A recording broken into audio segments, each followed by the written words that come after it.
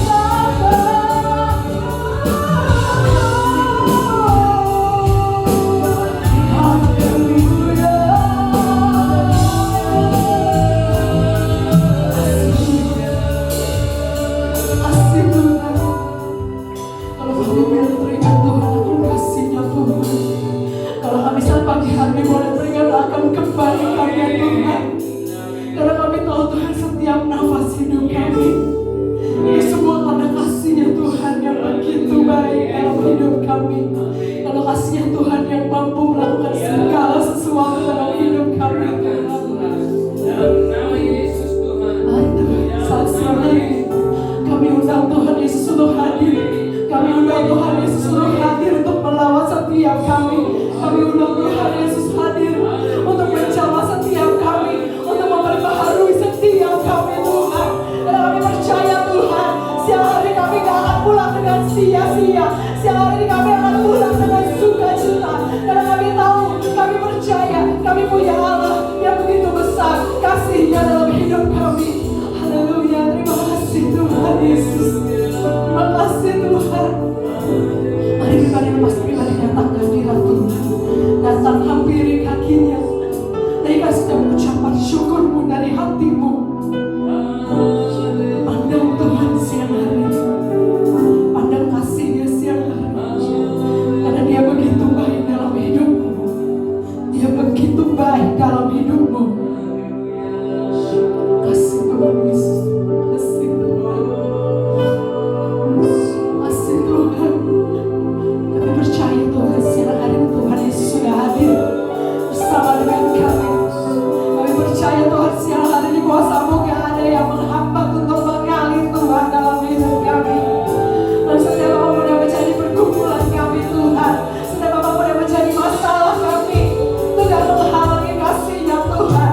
Itu gak menghalangi kuasa-Nya Tuhan mengalir dalam hidup kami. Terima kasih Tuhan Yesus, terima kasih. Kami bangga Tuhan siang hari kami punya Allah yang percaya. Terima kasih Tuhan Yesus, terima kasih. Terima kasih Tuhan. Terima kasih. Terima kasih Tuhan. Kami bersyukur Tuhan. Terima kasih. Terima kasih Tuhan. Ku nyanyi haleluya. Sama-sama katakan.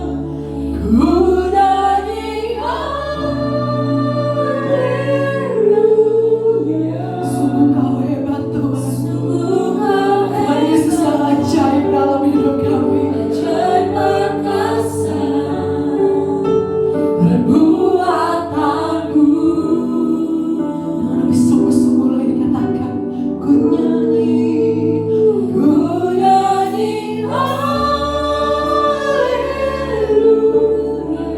Ku nyanyi haleluya. Sungguh Kau hebat, ajaib perkasa perbuatanmu. Ku nyanyi haleluya. Ku nyanyi haleluya. Ku nyanyi haleluya.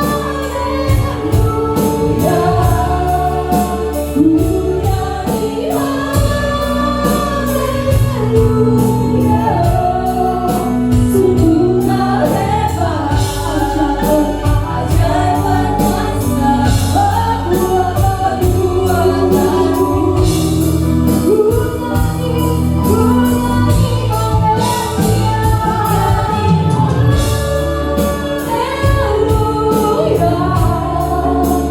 Ku nyanyi haleluya. Sungguh Kau hebat, ajaib perkasa perbuatanmu. Di hidupku. Mari sama-sama katakan. Sungguh Kau hebat, sungguh Kau hebat, ajaib perkasa perbuatanmu. Sungguh Kau hebat, sungguh Kau hebat, ajaib perkasa perbuatanmu. Di hidupku. Haleluya. Berikan suara-suara untuk Tuhan kita. Haleluya. Haleluya. Dia yang hidup, Dia yang ajaib dalam hidup kita. Haleluya. Terima kasih. Terima kasih Tuhan Yesus. Terima kasih.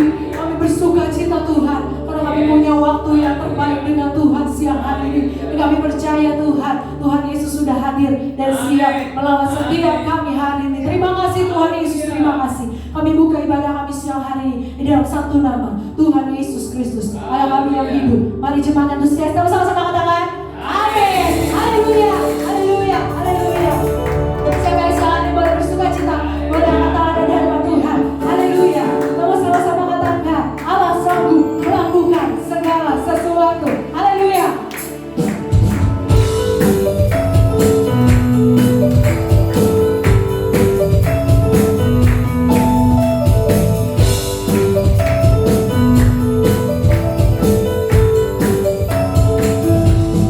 Allah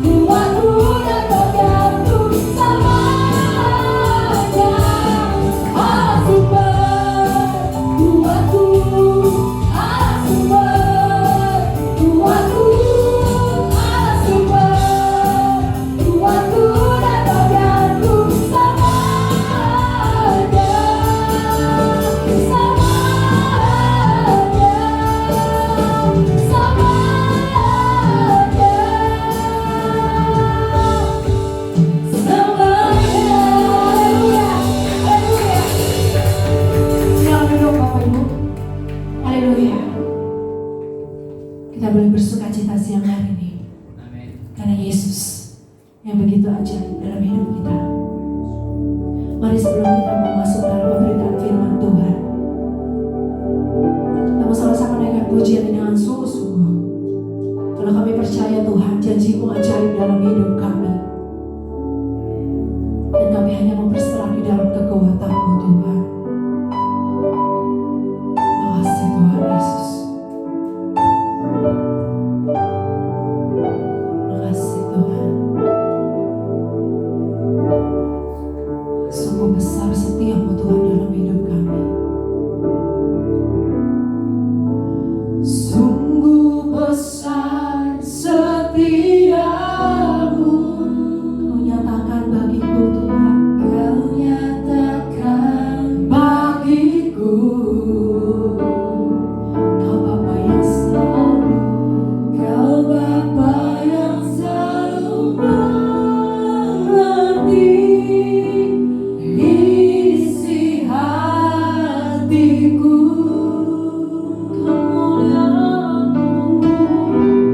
Kemuliaan-Mu Kau janjikan.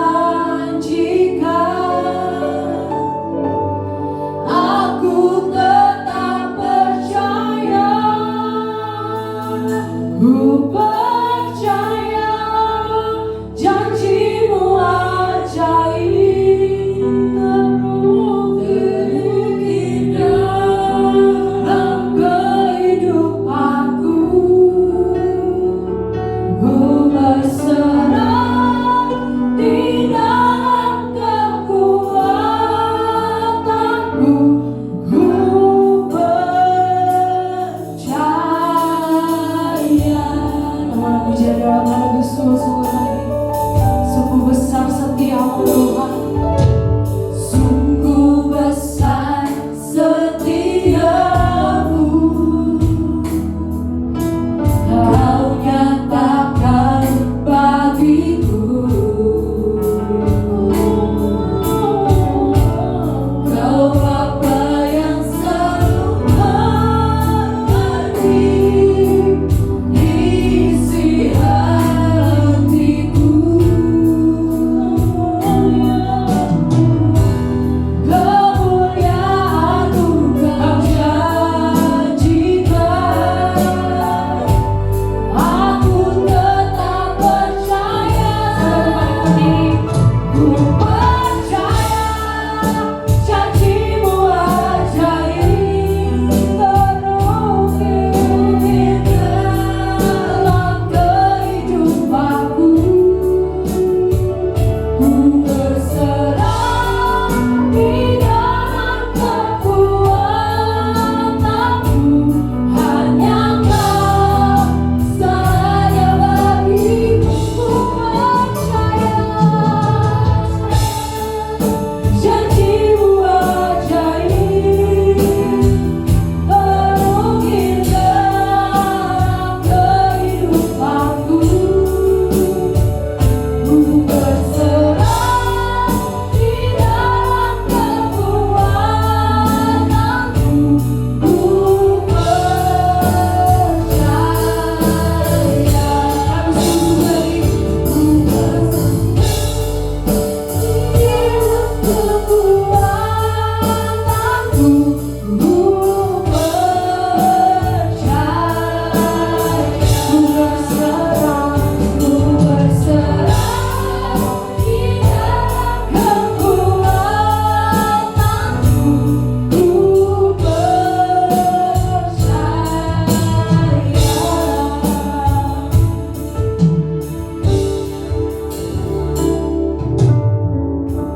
Amin Tuhan.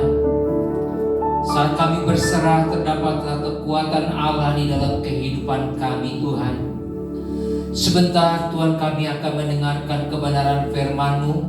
Berbicaralah kepada kami Tuhan, karena kami siap untuk mendengarkannya Tuhan.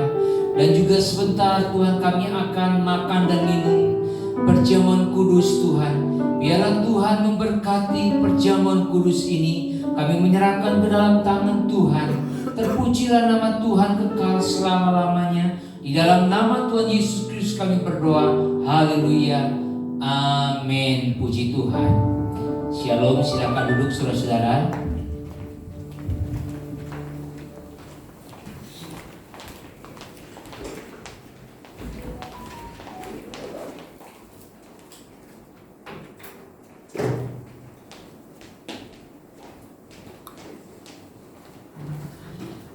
Pada hari ini saya tergerak dengan sebuah ayat firman Tuhan di dalam Matius, di dalam Matius pasalnya yang ke-6, ayat yang ke-9 dan ayatnya yang ke-10. Matius 6 ayat yang ke-9 dan yang ke-10 berbunyi demikian. Karena itu berdoalah demikian, Bapa kami yang di sorga, dikuduskanlah namamu, datanglah kerajaanmu, jadilah kehendakmu di bumi seperti di sorga. Ini ayat yang pendek sekali. Saudara-saudara, apakah saudara punya pengalaman, punya teman, kalau menghubungi saudara, kalau ada perlunya saja? Ada? Saya ada teman, dia kalau telepon pasti ada maunya, dia pasti ada butuhnya, ya. Setelah itu bisa hilang. Orang bilang hilang rimbanya, nggak tahu kemana itu rimbanya, hilang. Itu tapi satu saat dia bisa muncul saja. Bisa muncul, telepon, pasti ada sesuatu. Ini seperti kalau orang bilang seperti jai langkung. Datang tak diundang, pulang tak diantar. Kita nggak tahu. Atau seperti lagu, kau datang dan pergi sesuka hatimu. Nah, saudara kekasih dalam Tuhan, teman model begini ini mengapa? Menjengkelkan, bikin emosi, bikin marah. Nah, saudara Tuhan, itulah kenyataan di dalam kehidupan kita. Kita seringkali punya orang atau punya teman seperti itu. Kalau datang, kalau telepon, pasti ada maunya. Atau juga seorang anak, saudara kekasih dalam Tuhan, seorang anak kalau deketin papanya atau kalau deketin mamanya itu ada maunya. Ada maunya. Kalau nggak ada maunya, ditanya pun susah jawabnya, ya. Di telepon susah diangkatnya. Di WA hanya dibaca saja, tidak dijawab. Itu kalau tidak ada maunya. Tapi kalau ada maunya, dia akan merengek terus. Dia akan datangin terus ke papanya, dia akan datangin ke mamanya terus. Biasanya sih yang datengin mamanya, karena mamanya itu mudah luluh, mamanya itu mudah hatinya tuh iba. Nah, saudaraku yang kekasih dalam Tuhan, tentu itu membuat kita kesal, jengkel, marah dengan hubungan seperti ini. Hubungan seperti ini membuat kita jengkel. Ini saudaraku yang kekasih dalam Tuhan bukan relasi. Ini namanya manipulasi. Ini bukan komunikasi, tetapi namanya manipulasi. Kalau ada inginnya saja, dia baru hubungi kita. Kalau ada kemauannya saja, dia dekati kita. Saudaraku yang kasih Tuhan, banyak orang Kristen saat ini punya masalah baru datang sama Tuhan. Kalau dia ada masalah, dia datang sama Tuhan, berdoa bersungguh-sungguh. Saudaraku yang kasih dalam Tuhan, beribadah bersungguh-sungguh. Dia doa sungguh-sungguh. Bukan saja itu, saudara Tuhan, dia beribadah setiap ibadah, dia ikutin. Tetapi setelah doanya dijawab, hilang seperti signal HP. Kesel nggak? Kalau saudara lagi jalan, lagi perlu, signalnya hilang. Kesel. Sama, saudara kasih Tuhan, dengan Tuhan juga sama. Saat lagi butuh, dia datang kepada Tuhan. Tetapi setelah dijawab hilang. Banyak orang Kristen yang mempunyai hubungan dengan Tuhan itu bukan relasi. Banyak orang yang mempunyai hubungan dengan Tuhan itu bukan relasi. Tidak sungguh-sungguh tulus berkomunikasi dengan Tuhan, tetapi sedang apa? Memanipulasi Tuhan. Memanipulasi Tuhan. Saudara kekasih Tuhan, pribadi yang paling suka dibohongi atau dicipoin itu bukannya saudara dan saya, tetapi Tuhan. Pribadi yang suka dibohongin, yang suka dikerjain adalah Tuhan, bukannya saudara dan saya. Apakah pertanyaannya, Tuhan tidak tahu sedang dibohongi? Dia tahu. Kalau Tuhan boleh ngomong, nah, kamu ini bukan sedang berkomunikasi. Kamu itu bukan sedang berelasi, tapi kamu sedang memanipulasi aku. Urus sendiri ya, urusan lu. Mati dah lu kalau Tuhan sudah jawab begitu. Tapi kenyataannya tidak. Tuhan tetap jawab doa kita. Kenyataannya Tuhan tetap jawab doa kita. Tuhan adalah tempat pengaduan, tempat disalah-salahin. Makanya saya nggak mau jadi Tuhan. Kalau saya jadi Tuhan gampang emosi, marah. Gila lu yang berbuat dosa, masa lu salahin gua? Itu kan kenyataannya. Kita yang berbuat salah, seringkali kita protes sama Tuhan. Seringkali kita marah-marahin Tuhan. Tuhan kenapa gak sertai? Tuhan bilang, gua bukannya gak sertai, lu yang lari dari Tuhan. Gak enak jadi Tuhan. Mari kita periksa diri kita. Jangan-jangan orang Kristen itu adalah saudara dan saya. Selama ini hubungan doa kita dengan Tuhan itu bagaimana? Dengan Tuhan itu bagaimana? Saya rajin doa, Pak. Setiap hari saya doa. Bahkan minta doa ke teman-teman. Sebar WA. Tolong ya bantuin gua. Gua lagi dalam masalah. Gua lagi dalam pergumulan. Tolong ya. Kenapa rajin berdoa? Bisnisnya lagi seret. Bisnisnya lagi terganggu. Badannya lagi gak enak, lagi sakit. Badannya lagi lemah. Minta doa. Kalau bisnis sepi, rame-rame datang ke Tuhan. Betul apa betul? Kalau bisnis lagi lesu, rame-rame dia datang sama Tuhan. Tapi kalau bisnisnya lagi rame-rame dia pergi ke luar negeri. Rame-rame dia pergi dari gereja. Karena apa? Jawabannya sudah dijawab oleh Tuhan. Waduh, saudara-saudara kasih Tuhan, Tuhan dimanipulasi. Itu bukan komunikasi, tetapi manipulasi. Dan itu banyak. Itu banyak sekali terjadi di lingkungan orang Kristen. Banyak sekali saudara Tuhan.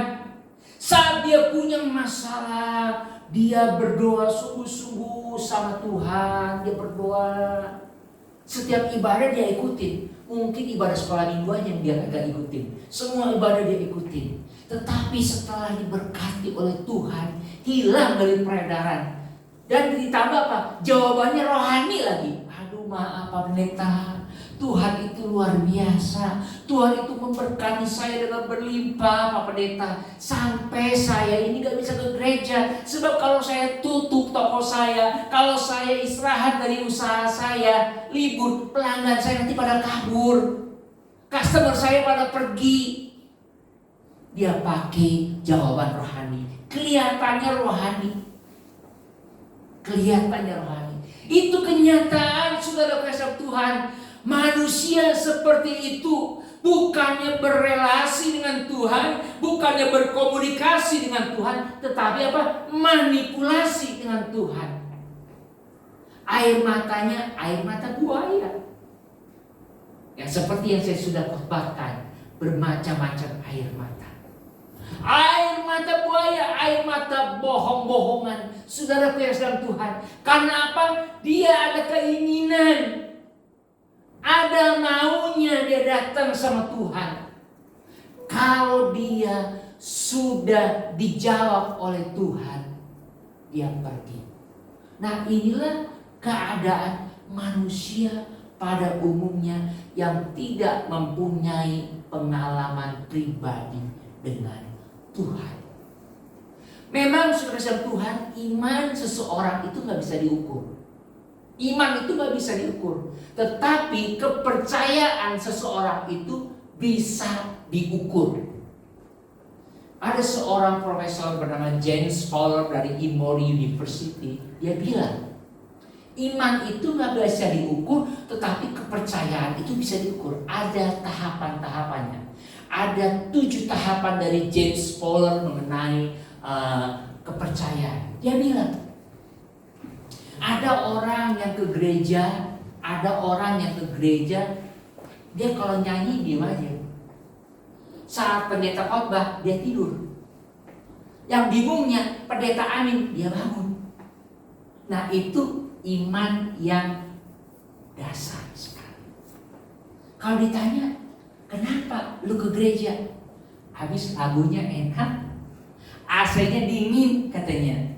Nah, terus menurut James Fowler, masuk tahap berikutnya. Orang ke gereja itu macam-macam. Ke gereja yang bagaimana? Saya ini kalau sakit nanti siapa yang doain? Terus kalau saya mati nanti siapa yang nguburin? Atau kalau saya kawin nanti siapa yang berkati saya? Nah, itu tahapan kepercayaan James Fowler. Berikutnya lagi, ada lagi kepercayaan. Dia mulai sadar, oh iya ya, kalau gue orang Kristen, mami gue harus ke gereja. Kalau gue orang Kristen, gue itu harus baca Alkitab. Itu tahapan-tahapan berikutnya. Nah, saudara Tuhan, itulah kenyataan di dalam kehidupan kekristenan. Orang berkomunikasi, orang berrelasi dengan Tuhan itu sebetulnya bukan komunikasi, bukannya relasi, tetapi manipulasi. Jujur, kalau kita mau berkata seperti itu. Sama saya juga. Saya juga sering kali memanipulasi Tuhan. Berdoa sungguh-sungguh, malam bangun atau berpuasa, jujur ada keinginan memanipulasi Tuhan. Saudaraku kekasih dalam Tuhan, itulah realita di dalam kehidupan orang percaya. Realitanya seperti itu. Orang berdoa, orang bukan berkomunikasi, tetapi memanipulasi Tuhan. Sekarang pertanyaannya, apa sih doa itu? Doa adalah komunikasi dengan Allah. Bukan sekedar komunikasi, tetapi komunikasi khusus. Kenapa khusus? Karena orang yang kita ajak bicara adalah orang yang luar biasa. Orang super VIP, orang yang khusus. Kenapa dia khusus? Karena dia adalah Allah yang menciptakan langit dan bumi dan isinya. Allah yang menciptakan saudara dan saya. Kesadaran ini perlu ditimbulkan. Kesadaran ini harus kita punyai. Bahwa kita sedang berdoa dengan Allah yang berkuasa. Allah yang maha kuasa. Kita harus mempunyai rasa hormat yang tinggi kepada Tuhan saat kita menghampiri Dia. Harus ada rasa sopan, harus ada rasa hormat kepada Dia. Karena Dialah yang memberikan hidup kepada kita, karena Dialah yang memelihara hidup kita, dan Dia jugalah berhak menarik hidup saudara dan saya, atau yang menambahkan umur saudara dan saya. Tuhan saja yang berhak. Ingat, waktu Raja Hizkia sakit, Tuhan bilang, lu udah mau mati. Yang vonis bukannya dokter, yang vonis Tuhan. Tetapi kemudian Hizkia berdoa, Tuhan, tolong Tuhan. Singkat cerita, doanya dijawab Hizkia. Ditambah umurnya 15 tahun. Artinya Hizkia berdoa kepada Tuhan Allah yang penguasa, yang menciptakan, yang menentukan hidup dan mati saudara. Saudara kekasih dalam Tuhan, jadi saat kita berdoa, kita harus sadar siapa yang sedang kita sapa, siapa yang kita sedang ajak bicara. Maka dari itu saudara kekasih Tuhan, kita harus mempunyai rasa hormat.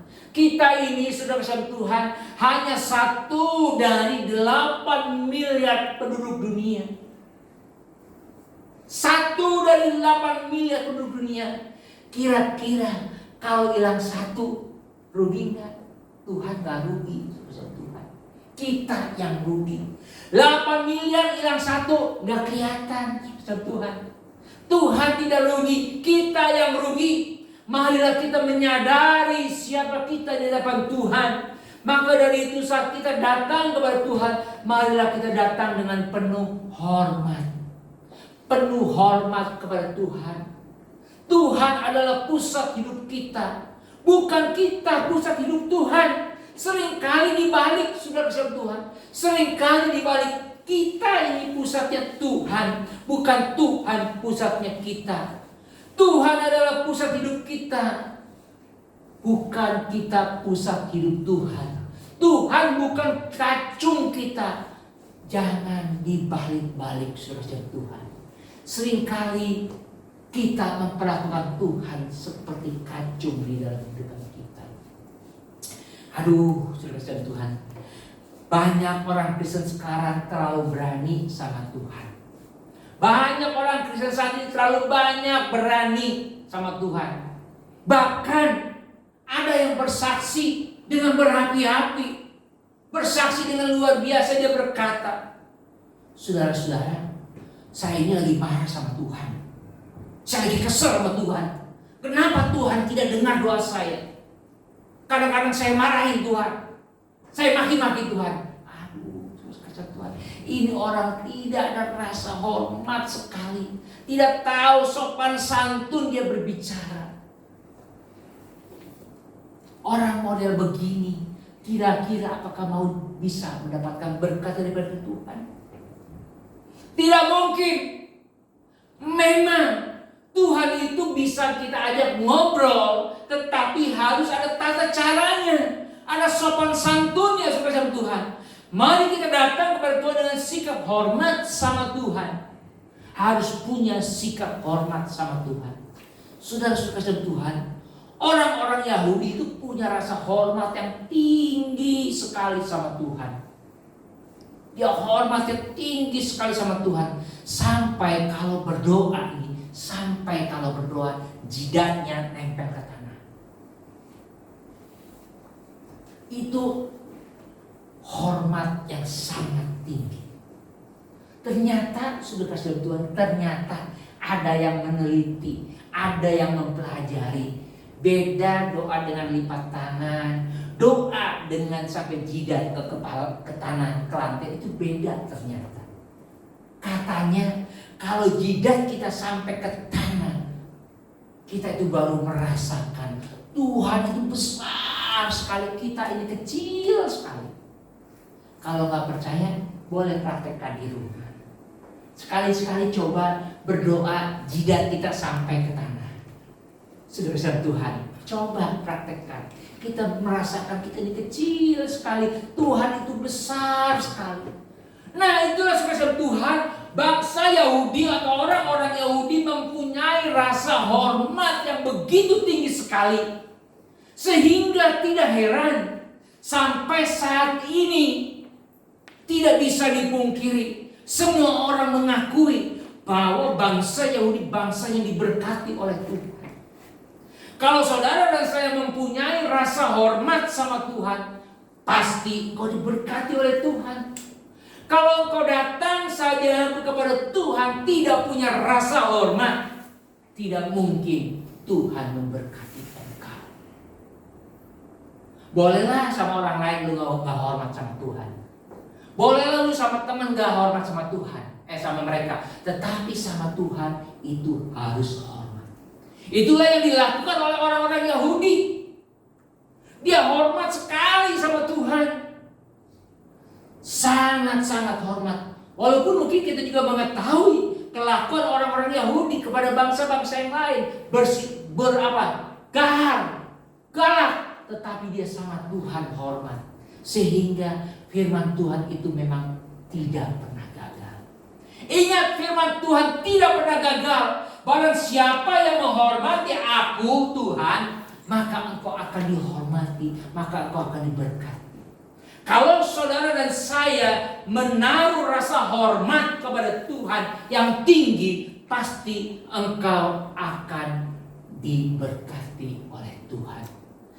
Sikap memang perlu, tetapi yang terpenting adalah sikap hormat kita kepada Tuhan. Itu yang jauh lebih penting. Sikap memang perlu, tetapi hormat di dalam hati kita itu jauh lebih penting. Kalau kita punya rasa hormat sama Tuhan, kita tidak berani keluarin kata-kata dari mulut kita.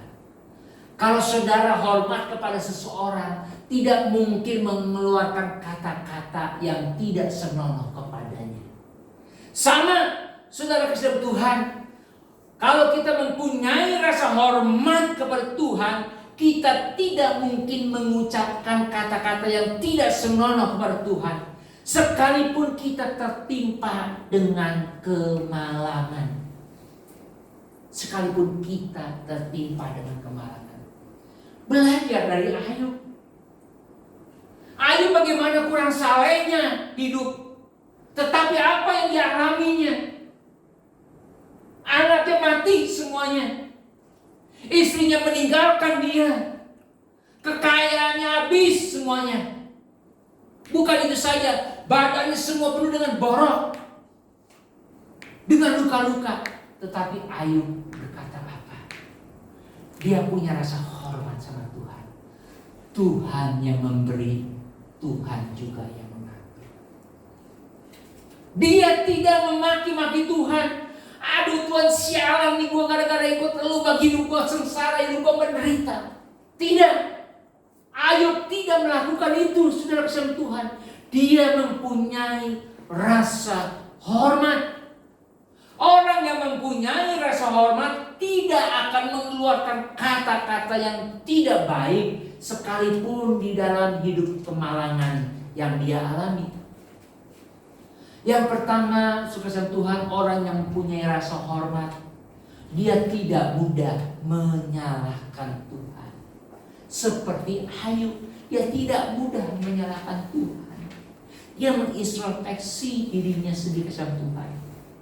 Yang kedua, orang yang mempunyai rasa hormat kepada Tuhan tidak mudah kurang ajar sama Tuhan, apalagi mencaci maki. Memang sih ajaran kekristenan kadang-kadang kebablasan, saudara Kristen Tuhan. Ya, ada bilang begini, Tuhan itu Bapak kita. Kalau ngobrol ya udah kayak lu ngobrol aja biasa. Tapi ingat ada sopan santunnya. Ada seorang hamba Tuhan bilang, ya begini, walaupun saya tidak setuju.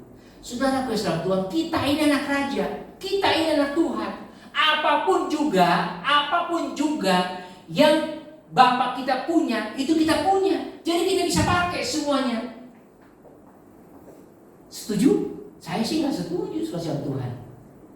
Apakah semua punya orang tua itu punya anak? Tidak. Harus ada aturannya. Apakah semua kamar itu bisa dimasuki oleh anak? Tidak, saudara Tuhan. Harus ada aturannya. Harus ketuk pintu. Harus permisi. Wah, saya bilang celaka ini. Pendeta mengajarkan begitu. Saudara Tuhan, kita ini anak Tuhan. Semua milik Tuhan itu milik kita. Apa yang Tuhan punya itu kita punya. Bos, bukan begitu konsepnya. Harus ada tata keramanya, harus ada sopan santunnya. Sama. Betul. Semua yang orang tua punya, anak punya. Tetapi ada aturannya. Di rumah, anak saya ini kayak anak Esra gak bisa sembarangan masuk rumah saya, ke kamar saya. Gak bisa sembarangan. Walaupun itu rumah sama, saya punya, dia juga punya. Ada aturannya. Kita harus mempunyai rasa hormat sama orang yang lebih. Saudara kasih Tuhan, begitu juga kita dengan Tuhan. Harus kita mempunyai rasa hormat kita kepada Tuhan. Karena ada kesadaran rasa hormat sama Tuhan. Tuhan adalah bos kita. Dia adalah bos saudara dan saya. Kita ini adalah kacungnya Tuhan. Jangan dibalik. Tuhan kacung, kita bos. Ingat ya, pada yang saya pernah khotbahkan, saya singgung lagi sedikit. Kucing dan anjing. Teologi kucing dan anjing. Cat and dog theology. Teologi kucing dan anjing. Sudah kasih Tuhan. Si Bob Zorgen ini, penulis ini, dia bilang, saya pergi ke pet shop itu membeli binatang untuk menyenangkan hati dia. Dia beli kucing dan dia beli anjing. Tujuannya apa? Untuk menyenangkan hati dia. Sama analoginya dengan kekristenan. Tuhan menyelamatkan, membeli saudara dari dosa, menyelamatkan saudara dan saya dari dosa untuk menyenangkan hati Tuhan. Terus dia bilang, si Bob Zorgen ini, saya memberikan fasilitas yang sama. Nggak ada tuh yang saya beda-bedain antara kucing sama anjing. Nggak ada. Kucing mungkin makanannya lebih mahal, anjing lebih murah. Enggak, semuanya sama. Fasilitas sama semua. Tetapi kok responnya beda ya. Bedanya di mana? Kalau saya datang, yang paling pertama nyapa itu anjing. Kucing lagi bobo di sofa yang empuk. Terus dia survei, dia cari apakah kucing ini kategori yang pendengarannya kurang? Oh ternyata enggak. Si kucing ini pendengarannya tajam. Dia lagi duduk di sofa, dia datang, dia lihat bosnya datang. Oh dia lihat, oh bos gua datang, dia tidur lagi. Saudara kasih Tuhan. Jadi ada dua karakter yang berbeda. Si kucing memperlakukan tuannya itu sebagai hamba. Tetapi anjing itu memperlakukan tuan itu sebagai tuan. Saya tidak mengatakan saudara kucing atau saudara anjing, bukan. Tetapi ini analogi yang pas, yang bagus sekali. Seringkali saudara Tuhan kita memperlakukan Tuhan itu bukannya Tuhan kita, tetapi hamba. Coba, kata si Bob Zorgen bilang, kalau saya bawa anjing jalan-jalan, dia selalu ada di depan. Jarang anjing kalau dia jalan, dia adanya di belakang. Kalau ada itu anjing kurang ajar. Biasanya itu anjing di depan. Dia pengen kasih lihat nih, ini bos gua. Ini nih tuan gua. Nah, saudara kasih Tuhan, banyak orang Kristen memperlakukan Tuhan itu bukan sebagai Tuhan, tetapi sebagai hamba yang harus dilayani, yang harus memberikan. Dan celakanya saudara kasih Tuhan, ternyata karakter kucing dan anjing ini berbeda jauh. Kalau anjing enggak dikasih makan, dia nggak mungkin makan ke makanan tetangga. Yang punya anjing pasti tahu, nggak mungkin. Tetapi kalau kucing nggak dikasih makan, dia bisa cari ke tempat lain. Berbicara karakter kesetiaan. Saudara kasih Tuhan, itulah yang Tuhan juga mau di dalam kehidupan kita. Kita ini mau memperlakukan Tuhan itu sebagai Tuhan kita, bukan memperlakukan Tuhan itu sebagai hamba buat kita. Tuhan, kalau lu gak jawab doa gua gak bakal ke gereja lagi. Lu lihat aja, gua gak bakal ke gereja. Lu boleh tes. Seringkali kita ngancam gitu. Atau Tuhan, kalau lu gak jawab doa gua gak kasih perpuluhan, gua gak kasih persembahan. Dia ancam. Tuhan diperlakukan sebagai hamba buat kita. Nah, saudaraku yang kasih Tuhan, Kita harus mempunyai kesadaran rasa hormat kepada Tuhan. Tuhan adalah bos kita, bukan kacung kita. Kita harus memiliki rasa takut akan Tuhan yang adalah permulaan pengetahuan. Itulah yang Amsal katakan. Permulaan pengetahuan adalah takut akan Tuhan. Kita semua harus memiliki rasa takut kepada Tuhan. Maka pengetahuan kita akan dibawa tinggi oleh Tuhan. Akan dibawa tinggi untuk melihat apa? Keagungan Tuhan. Orang yang tidak takut akan Tuhan tidak akan melihat keagungan Tuhan. Tidak mungkin. Orang yang tidak pernah punya rasa takut, hormat sama Tuhan, dia tidak akan melihat keagungan Tuhan. Makanya mulutnya jadi lancang.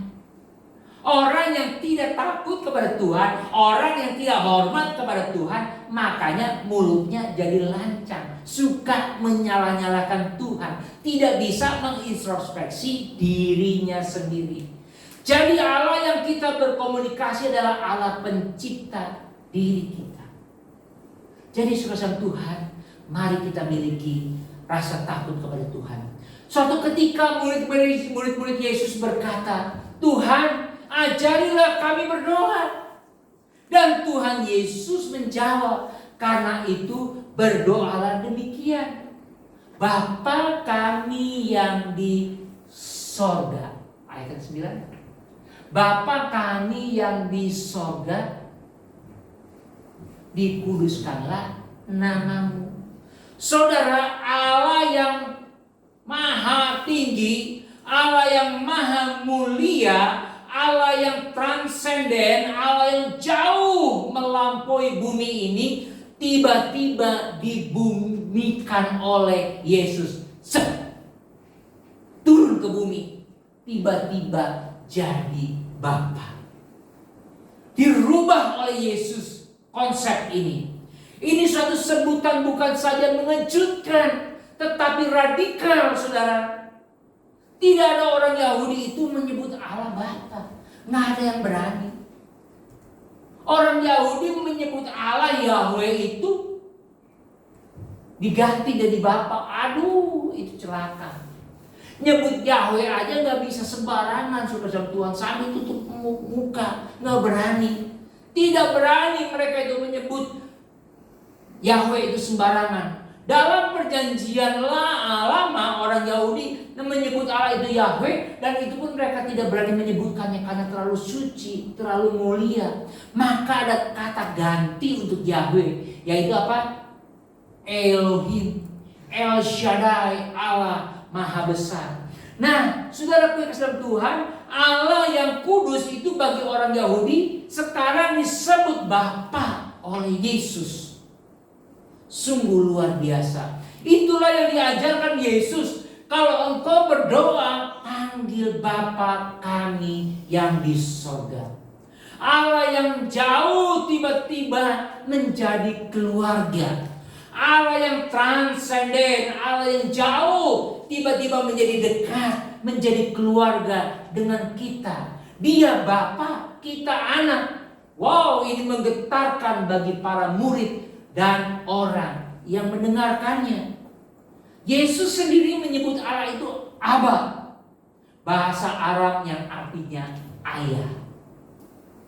Yesus sendiri menyebut Allah itu Aba, itu dari bahasa Arab yang artinya ayah. Kata Aba ini dipakai oleh anak-anak Yahudi untuk menyapa bapaknya. Jadi orang Yahudi, anak-anak Yahudi menyebut bapaknya itu Aba, ya, memanggil dan berbicara kepada bapaknya itu panggilannya Aba. Sebutan ini tidak digunakan untuk orang lain, nggak pantas.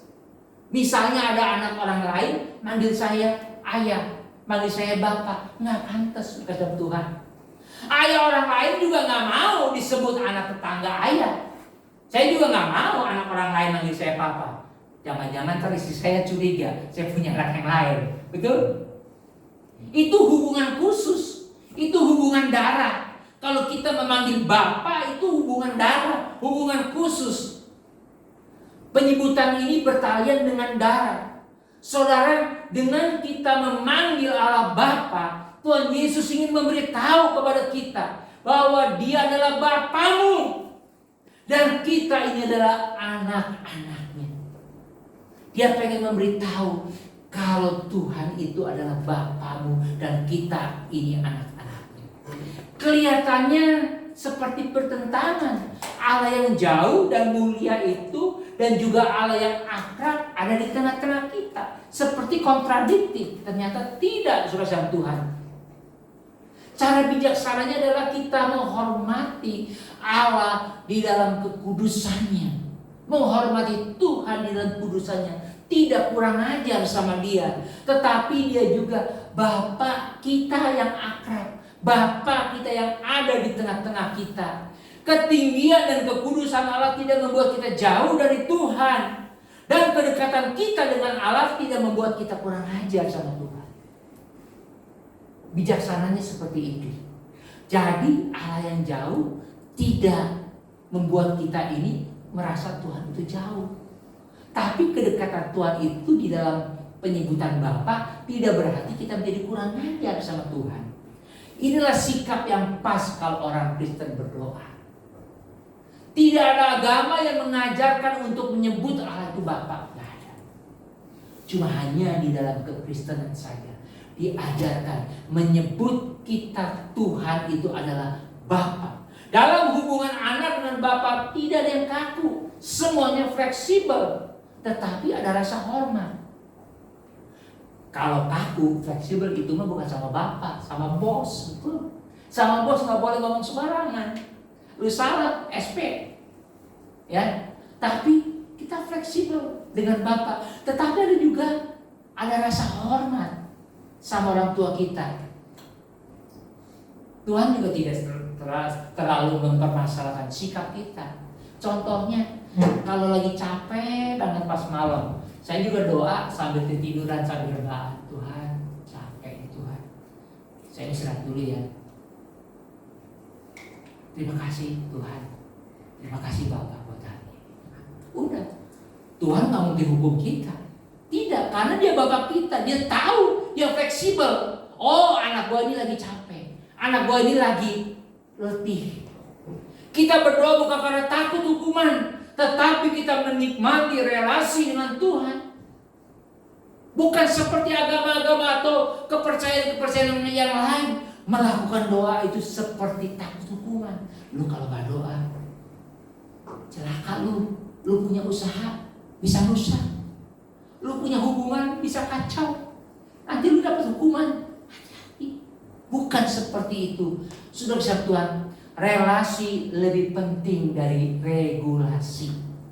Regulasi menimbulkan ketakutan, tetapi relasi muncul dari kasih sayang, dari hormat kepada Tuhan.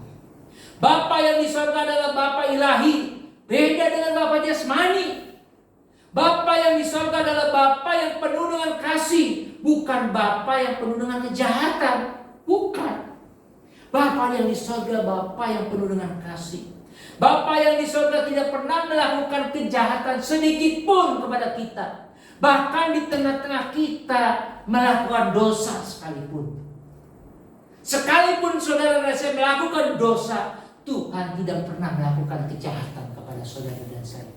Bapa di surga bahkan memberikan putranya yang tunggal, yaitu Yesus Kristus, untuk menebus saudara dan saya dari dosa. Kita beruntung. Sejak kita ditebus, kita bisa memanggil Tuhan Bapa. Sejak saudara dan saya ditebus, kita bisa memanggil Tuhan itu Bapa. Itu yang Tuhan Yesus ajarkan. Berarti Dia Tuhan mengaku kita ini anaknya. Hubungan relasi Bapa dengan anak itu betul-betul dekat dan intim. Sejak kita memanggil Tuhan Bapa di dalam Yesus Kristus, karena kita sudah percaya dan bertobat, maka Bapa di surga layak untuk memperhatikan permintaan-permintaan kita dalam doa. Karena apa? Karena kita anaknya. Saat saudara menjadi anak-anak Allah, Bapa kita yang di surga berhak atau wajib memberikan apa yang menjadi kebutuhan kita. Karena kita ini sudah menjadi anak. Dengan cara apa? Dibayar lunas oleh darah putranya yang tunggal, yaitu Yesus Kristus. Inilah hak istimewa orang percaya. Bukan saja bisa menyebut Allah itu Bapa, tetapi Bapa itu punya perhatian kepada kita. Kenapa? Karena kita ini anaknya. Saudara-saudara kasih Tuhan, kalau kita saat ini belum bertobat, kita tidak layak menyebut Dia Bapa. Kalau saudara dan saya belum benar-benar bertobat dan percaya Yesus adalah juru selamat hidupmu, engkau tidak layak menyebut Dia adalah Bapa. Hanya orang yang telah bertobat dan terima Tuhan Yesus sebagai Tuhan dan juru selamat sajalah yang berhak menyebut Bapa. Dan Bapa di sorga dengan senang hati akan merangkul dan memeluk kita. Saudara kasih Tuhan, kalau kita belum bertobat, mari kita akui dosa kita di hadapan Tuhan Yesus, sehingga kita layak disebut anak dan Tuhan layak disebut Bapa. Sekarang di hadapan kita ada roti dan anggur perjamuan kudus. Hanya yang sudah menjadi anak Allah saja yang bisa makan sehidangan dengan Bapa di sorga. Mari kita mau datang kepada Tuhan. Kita minta ampun kepada Tuhan atas dosa-dosa yang telah kita perbuat, agar kita dilayakkan untuk makan dan minum anggur perjamuan kudus ini. Amin. Saya undang musik bagi ke depan. Kita nyanyikan pujian, segala perkara dapat kutanggung di dalam Dia yang memberi kekuatan. Tuhan Yesus penolong dan sahabat, tetap percaya Tuhan setia.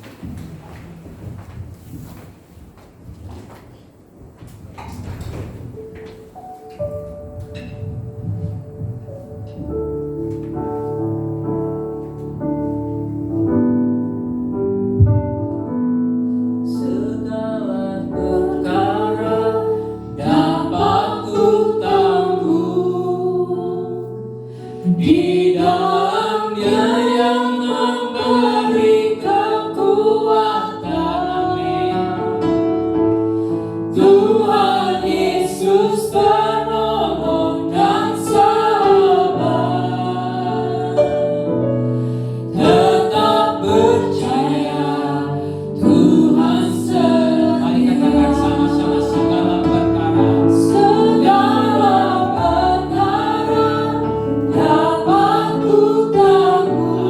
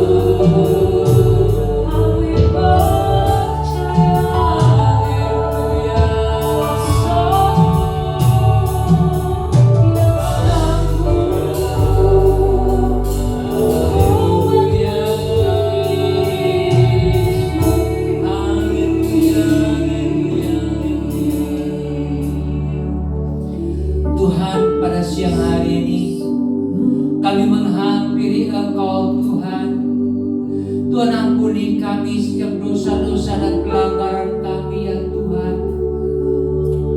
Kami mau belajar percaya kepada Engkau, sebab dengan kami percaya maka kami akan menjadi anak-anak-Mu. Dan kalau kami menjadi anak, maka kami boleh berlayak makan sehidangan bersama dengan Engkau, makan satu meja bersama dengan Engkau ya Tuhan. Sebentar Tuhan, kami akan makan dan minum perjamuan kudus ini Tuhan. Tuhan ampuni setiap dosa dan pelanggaran kami Tuhan. Apa yang sudah kami lakukan Tuhan, seringkali kami protes, seringkali kami menggerutu kepada Engkau Tuhan, seringkali kami marah kepada Engkau Tuhan. Kami tidak pernah mengintrospeksi diri kami Tuhan. Ampuni kami Tuhan. Layakkanlah kami Tuhan. Kuduskanlah perjamuan kudus ini Tuhan. Biar saat kami makan dan minum boleh menjadi berkat bagi kami Tuhan. Terima kasih Tuhan. Kami serahkan ke dalam tangan-Mu ya Bapa. Terpujilah nama Tuhan kekal selama-lamanya. Segala perkara dapat ku tanggung di dalam Dia yang memberi kekuatan. Tuhan Yesus penolong dan sabar. Tetap percaya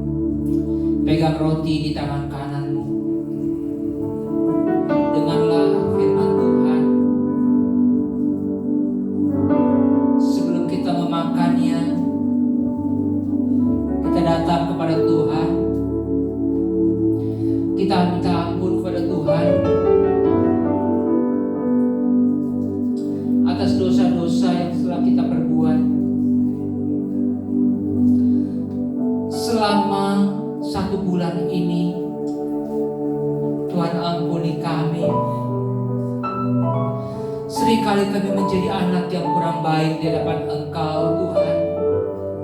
Seringkali kami menjadi anak yang kurang hormat kepada Engkau ya Tuhan. Ampunilah kami.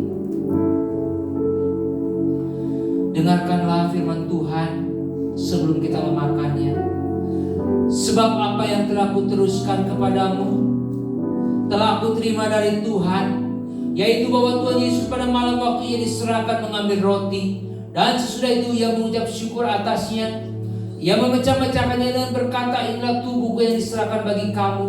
Perbuatlah ini menjadi peringatan akan aku. Apakah saudara percaya bahwa roti yang dipecah-pecahkannya adalah persekutuan dengan tubuh Kristus? Amin. Mari kita makan dengan iman.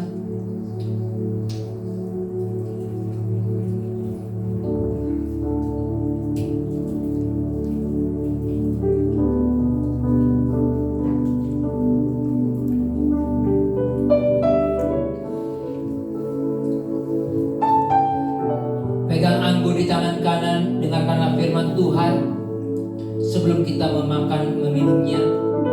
Demikian juga Yesus mengambil cawan sesudah makan lalu berkata, cawan ini adalah perjanjian baru yang dimeteraikan oleh darahku. Perbuatlah ini setiap kali kamu meminumnya menjadi peringatan akan aku. Saudara-saudara, bukankah cawan persekutuan syukur yang atasnya kita ucapkan syukur adalah persekutuan dengan darah Kristus? Mari kita minum dengan iman kepada Dia di dalam nama Yesus. Mari bersyukur kepada Dia. Haleluya. Terima kasih Tuhan. Terima kasih. Haleluya.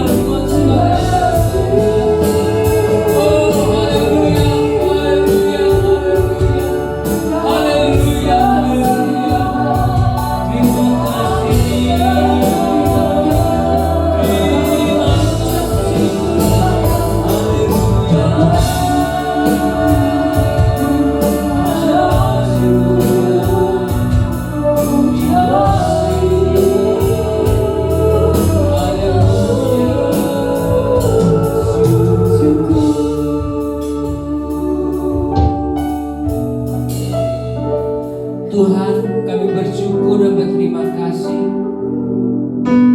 kalau kami diizinkan satu hidangan boleh makan dan minum bersama dengan Engkau. Terima kasih Tuhan. Terima kasih Tuhan. Terima kasih Tuhan.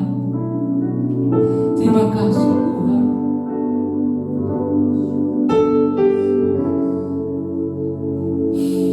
Terima kasih.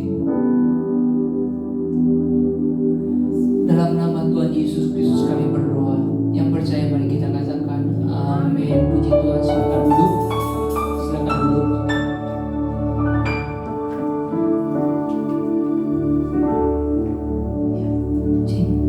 Terima kasih kepada Bapak Gembala atas pemberitaan firman Tuhan dan perjamuan kudusnya. Tuhan Yesus memberkati. Mari saat ini jemaat Tuhan kita mau memberikan persembahan, kita mau persiapkan persembahan kita yang terbaik untuk pelayan Tuhan. Saya undang untuk maju ke depan. Oke. Kita mau bersatu dalam doa. Terima kasih Tuhan Yesus kalau Tuhan sudah memberkati setiap kami di pertengahan ibadah kami siang hari ini Tuhan. Kalau sebentar Tuhan kami akan memberikan persembahan kami Tuhan. Biar Tuhan Yesus yang boleh memberkati setiap kami. Persembahan yang kami berikan itu boleh menjadi hormat kemuliaan namanya Tuhan. Kau yang boleh memberkati setiap kami Tuhan. Berkati kami yang bekerja, berkati kami yang berusaha Tuhan, berkati kami yang sekolah Tuhan. Biar Tuhan Yesus yang boleh memberkati setiap kami. Terima kasih Tuhan Yesus, terima kasih. Kau beri persembahan kami di dalam nama Tuhan Yesus. Kami sudah berdoa. Haleluya. Amin. This is your house. This is your home.